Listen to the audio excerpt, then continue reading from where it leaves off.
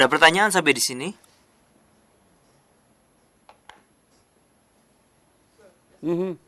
Oke. Oke. Pak, kita sudah belajar bahwa Allah adalah Allah yang cemburu.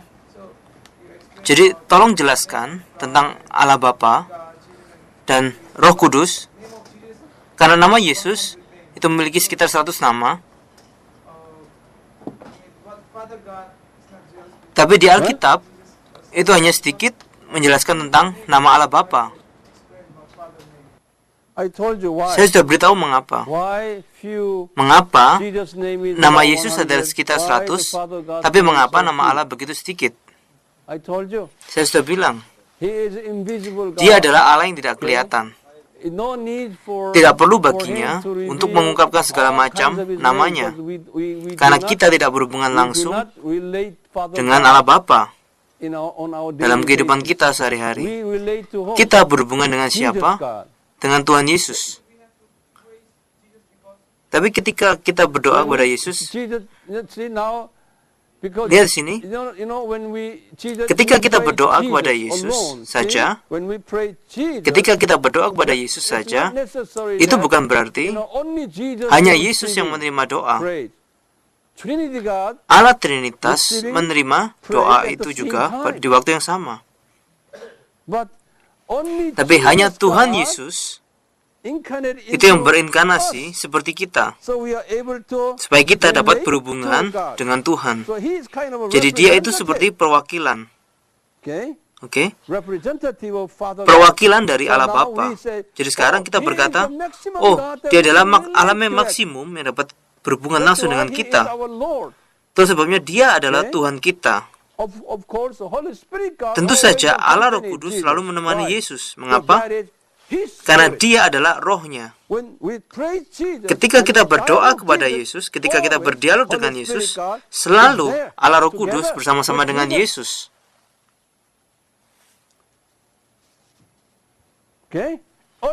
Dan juga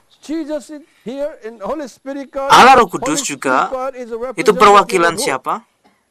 Allah Bapa. Karena dia adalah roh dari Allah Bapa juga.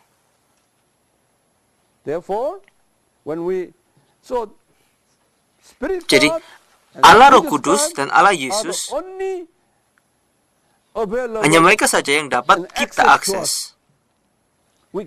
Kita tidak dapat pergi ke Allah Bapa secara langsung. Tidak bisa. Apakah itu jawaban bagimu? Pak, dalam Kisah Para Rasul pasal 1 ayat 8, Alkitab berkata, tapi kamu akan menerima kuasa kalau Roh Kudus turun ke atas kamu. Apakah itu Parakletos? Ya, Parakletos. Kisah Para Rasul pasal 1 ayat 8 itu adalah Parakletos. Mengapa?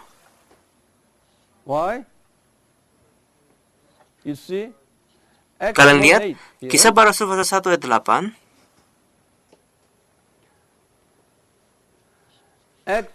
Kisah Rasul pasal 1 dari ayat 1 sampai ayat 5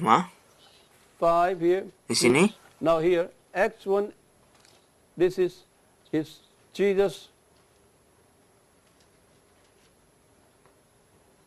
Saya akan pindah ke sini.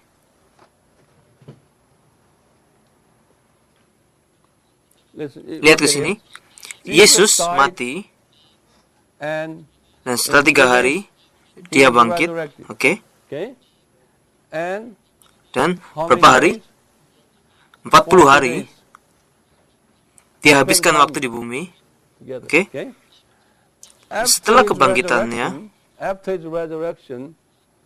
12 murid dan lebih dari 500 orang bersama-sama, mereka menjadi orang-orang Kristen selama 40 hari itu,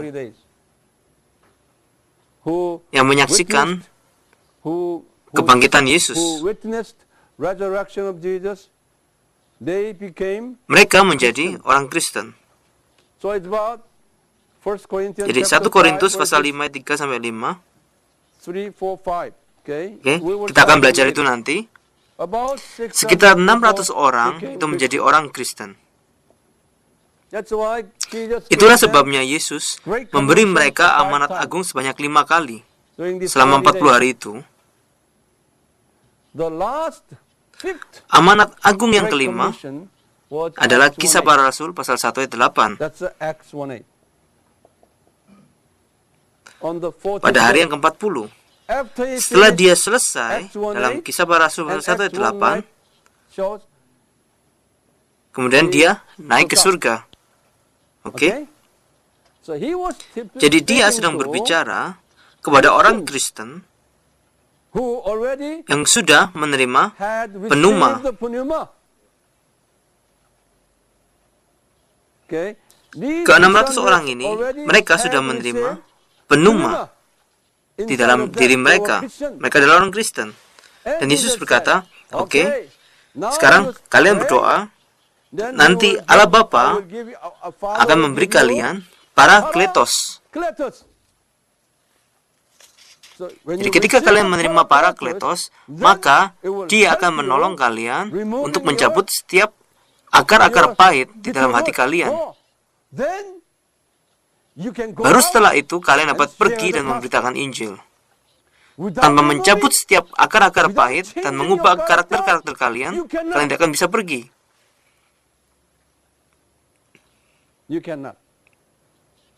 Setan akan mentertawai kalian. Kalian tidak akan bisa mengubah orang. Kalian dapat mengajar mereka, tapi kalian tidak akan dapat mengubah mereka.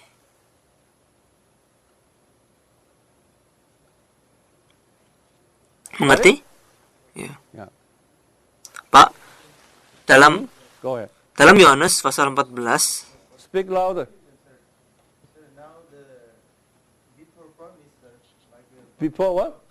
Dalam Yohanes pasal 14 ayat 16, dia berjanji, aku akan minta kepada Bapa, dan ia akan memberikan kepadamu seorang penolong yang lain. Apakah ini pertama kalinya Yesus berjanji kepada kita? Ya, ini yang pertama kalinya. Kalian lihat, hari itu hari apa? Hari Kamis malam. Di sini hari Kamis. Di sini Kamis, Jumat, Sabtu, dan Minggu. Ini adalah 3 hari di sini. Dan ini 40 hari. Dan pada hari ke-50, pada hari Pentakosta, mereka menerimanya. Jadi berapa hari setelah itu? 53 hari setelah itu, benar? Dia berjanji di sini, dan 53 hari sesudahnya, janji itu dipenuhi. Pak, saya tidak mengerti, Pak. Seperti yang Alkitab katakan,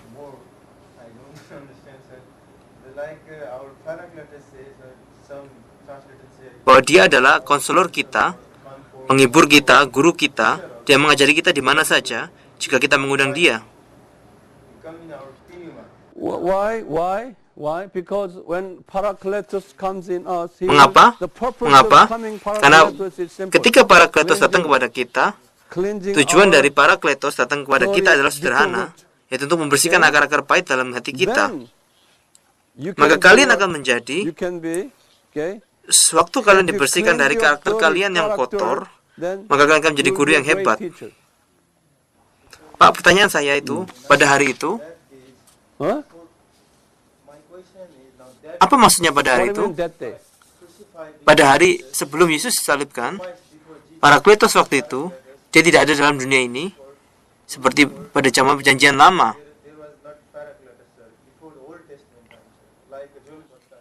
Parakletos itu selalu ada.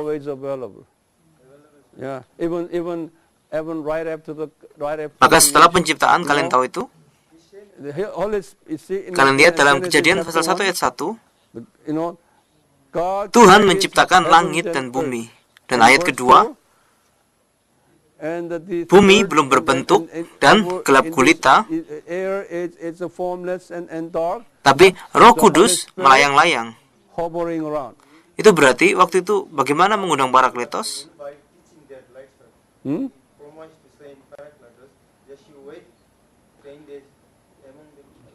Bahkan selama waktu perjanjian lama, Roh Kudus itu melayang-layang. Holy Spirit was hovering. His Spirit.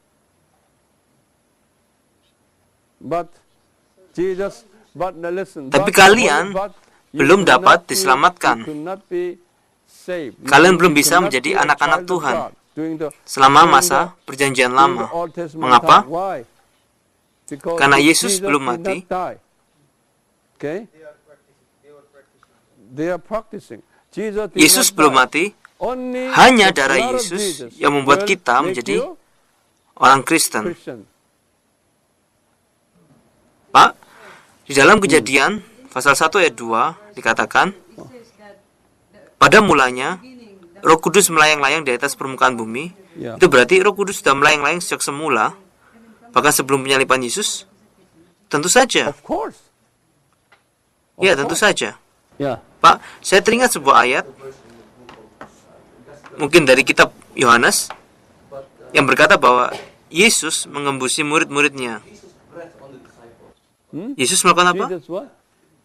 Yesus mengembusi murid-muridnya dan melihat Roh Allah. Saya tidak tahu secara pasti kalimatnya, tapi seperti Yesus mengembus. Of course. Tentu saja. Apa itu, Pak? That's his Itu adalah rohnya, Paracletus. roh Parakletos. Apakah itu berbeda dengan menerima Yesus Kristus? Different. Beda. People, person, no one can be saved. Tidak ada yang dapat No one diselamatkan. can be saved unless no one can be saved. Tidak ada yang diselamatkan tanpa salib Yesus Kristus. The moment Di waktu Allah mencurahkan darahnya, that was the beginning itulah awal mula dari that's the beginning of keselamatan. salvation. Okay? Then, yeah. Pak, Rasul Paulus berkata dalam Efesus pasal 4 ayat 30, dia berkata, jangan mendukakan Roh Kudus. Apakah Roh Kudus yang dimaksudkan di sini? Breathing Holy Spirit is right here Mendukakan Roh Kudus itu ada di sebelah sini, inside of you. di dalam kalian. That's why the Holy Spirit. Itulah sebabnya Roh Romans Kudus 8:26, dalam Roma pasal 8 ayat 26, Roh Kudus pneuma itu berduka di dalam kalian, mengetahui kelemahan-kelemahan kalian, dan dia akan berdoa untuk kita. Pak,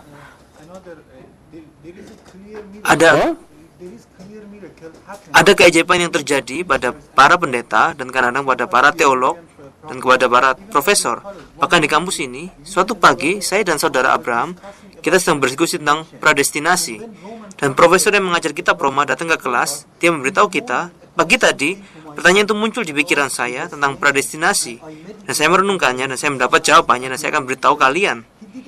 Dia tidak mengatakan bahwa itu supranatural. Tapi saya dan saudara Abraham, kami syok dan terkejut. Karena di waktu yang sama, ketika kita sedang berdiskusi, Roh Kudus mengungkapkan beberapa jawaban kepada kita, dan di siang harinya, kami mendengarkan tentang hal itu. Oh, itu biasa saja. Apakah itu bagian dari pneuma? Pneuma diam di dalam saya. Jangan mencoba untuk membeda-bedakan. Oke? Karena itu adalah roh yang sama. Roh yang sama, tapi berbeda fungsinya. Roh Kudus yang sama, Roh Yesus yang sama, Roh Allah yang sama, Roh Allah Bapa yang sama, roh yang sama, tapi bekerja secara berbeda. Jangan dipisah-pisahkan. Oke? Roh yang sama. Jangan katakan kalau Dr. Wang berkata ada 2 Roh Kudus. Tidak, bukan itu. Kita akan membahasnya nanti. We will get into later when we have a salvation. And suatu hari saya akan mengajari kalian tentang Yesus Kristus yang adalah juru selamat kita. Oke? Di bawah topik Kristologi. Kemudian saya akan bahas lebih detail lagi. Ini hanyalah permulaan. Terima kasih atas semua pertanyaannya. Ini tanda yang sangat baik. Tanda kalau kalian benar-benar ingin mempelajarinya lebih lanjut. Oh, Pak, seorang bertanya kepada saya, Yohanes pasal 20-23, saya agak sedikit bingung dengan ayat ini, Pak. Seperti ini. Dan sesudah berkata demikian, ia menunjukkan tangannya dan lambungnya kepada mereka. Murid-murid itu bersuka cita ketika mereka melihat Tuhan. Maka kata Yesus sekali lagi, damai sejahtera bagi kamu. Sama seperti Bapa mengutus aku, demikian juga sekarang aku mengutus kamu. Dan setelah berkata demikian, ia mengembusi mereka dan berkata, terimalah Roh Kudus. Oke, itu terjadi pada waktu ini. di waktu ini. Oh ya, itu adalah salah satu amanat agung yang dia buat. Yohanes pasal 20. Lihat waktu di sini, terimalah, apa artinya? Parakletos? Tidak. Parakletos akan datang setelahnya. Itu bisa saja Parakletos. Itu bisa saja Parakletos jika mereka sudah menjadi orang Kristen.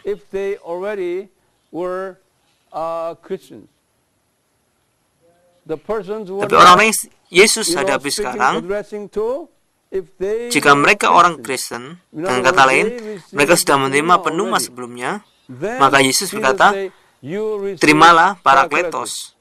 Kelihatan bagi saya bahwa Yesus sedang berbicara kepada murid-muridnya. Murid-muridnya pada waktu itu, mereka sudah menjadi orang Kristen.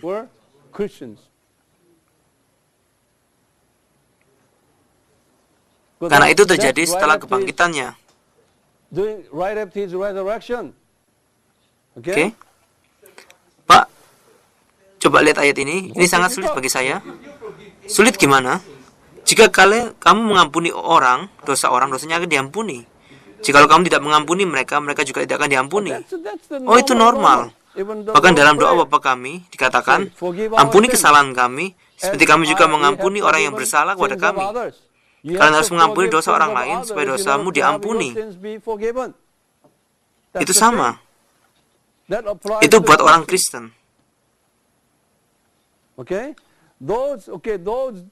Murid-murid pada waktu itu, dalam Yohanes pasal 20, ada di periode ini, mereka sudah menjadi orang Kristen. Setelah kebangkitannya, mereka meninggalkan Yerusalem. Mereka pulang ke kampung halaman mereka, tapi Yesus pergi ke sana, mengikuti mereka, dan mereka menjadi orang Kristen. Mereka menerima Yesus. Bahkan Yesus bertanya kepada Petrus, Simon anak Yohanes, apakah engkau mengasihi aku? Dia menjawab, ya, aku mengasihimu. 3 kali.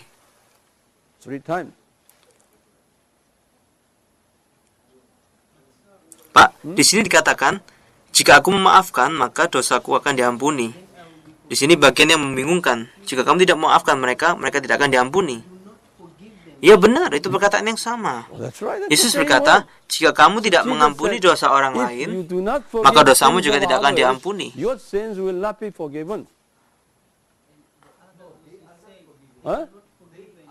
Apa yang kamu tanyakan? Kasih ayatnya.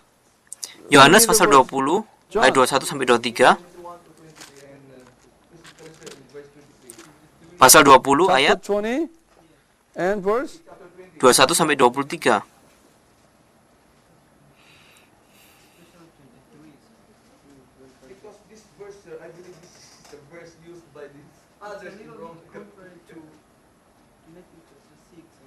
That's what it is here.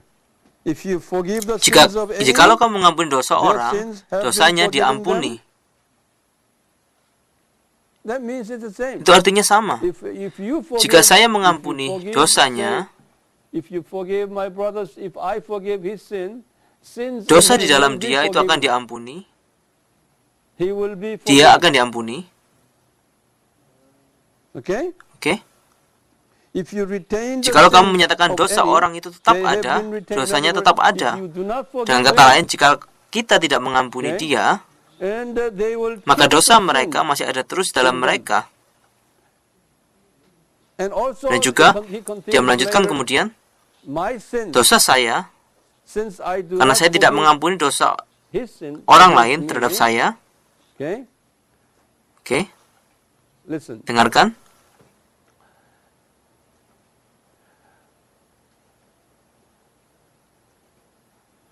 What is your question? Apa pertanyaanmu? Clearly tell Coba me again. katakan dengan jelas. Pak, sebagai contoh, jika saya tidak mengampuni saudara Paul, Alkitab berkata, dia tidak akan diampuni. Seandainya jika kamu bertobat, Alkitab katakan, jika kita bertobat, dosa kita akan diampuni.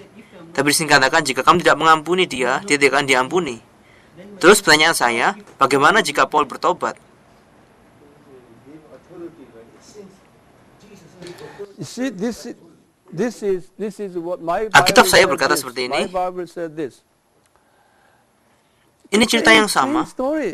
If Jika I saya do not tidak mengampuni forgive kamu, you, okay, okay, so you against me. I'm talking against me. sebagai contohnya kamu Okay. sedang bermusuhan dengan saya, Then, if I don't forgive you, tapi jika saya tidak mengampuni kamu, then you will not be, maka kamu you tidak will akan not be diampuni. forgiven.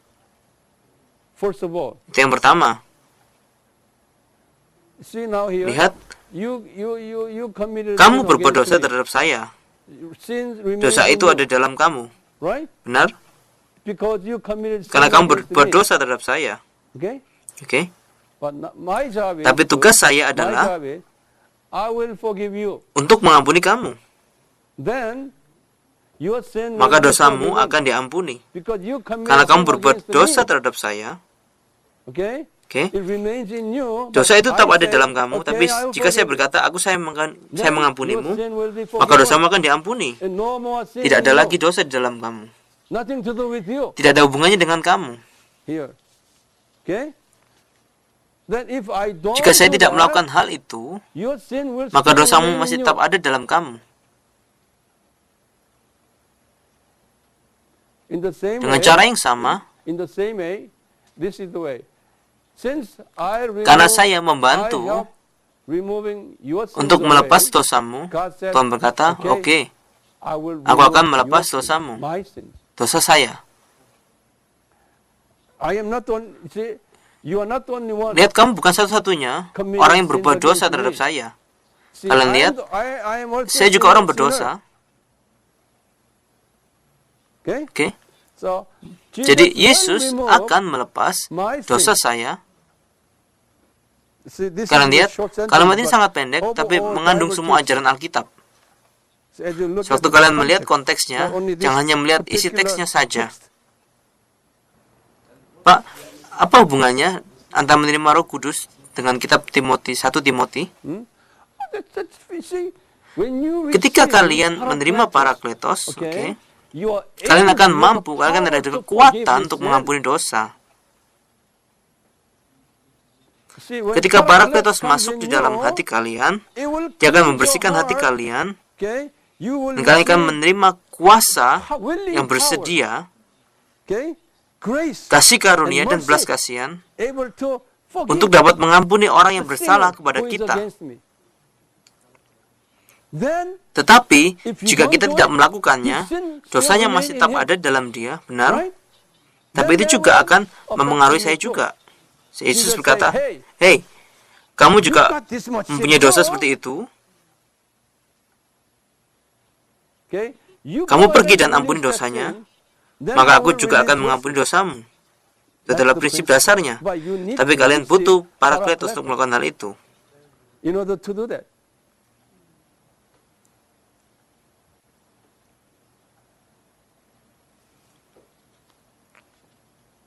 Pak, eh, Bapak baru katakan sebelumnya, jika kita mengundang Allah Anak ke dalam hati kita, Dia akan masuk ke dalam hati kita, dan juga Allah Bapa dan Allah Kudus juga. Dan pertanyaannya adalah, apakah mungkin bagi seorang Kristen ketika mereka mempunyai Yesus, Allah Bapa, dan Roh Kudus dalam hidup mereka, tapi mereka kerasukan setan? Karena beberapa orang Kristen, mereka meyakinkan teman-teman seimannya, mereka berkata bahwa mereka punya Parakletos atau Roh Kudus, tapi padahal itu roh setan. Apakah mungkin bagi seorang Kristen melakukan hal itu? Ya, ya. Kalian dapat berkata, saya menerima Yesus. Saya menerima Yesus. Itu bukan berarti kalian menerima Yesus. Kalian harus menerima Yesus dari dalam hati kalian. Kalian tidak bisa berkata, oh, aku menerima Yesus. Bukan berarti setiap murid sekolah Alkitab, bahkan para pendeta, itu adalah orang Kristen. Ada banyak sekali yang bukan orang Kristen.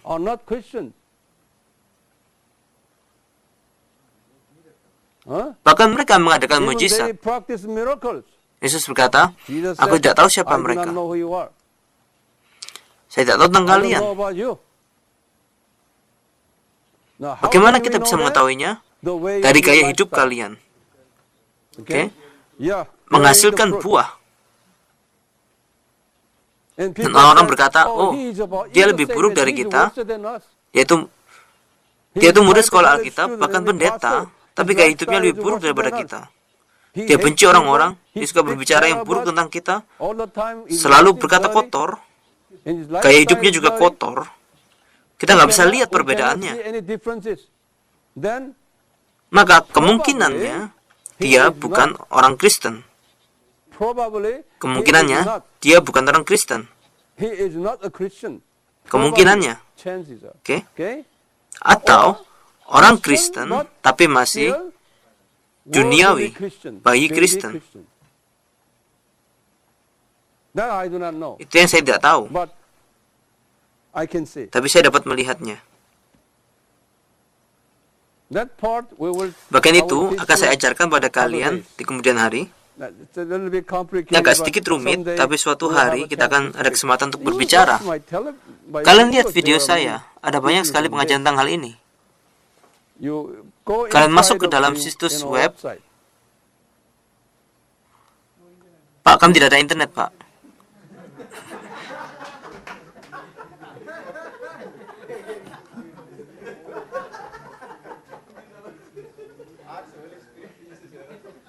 Dengarkan.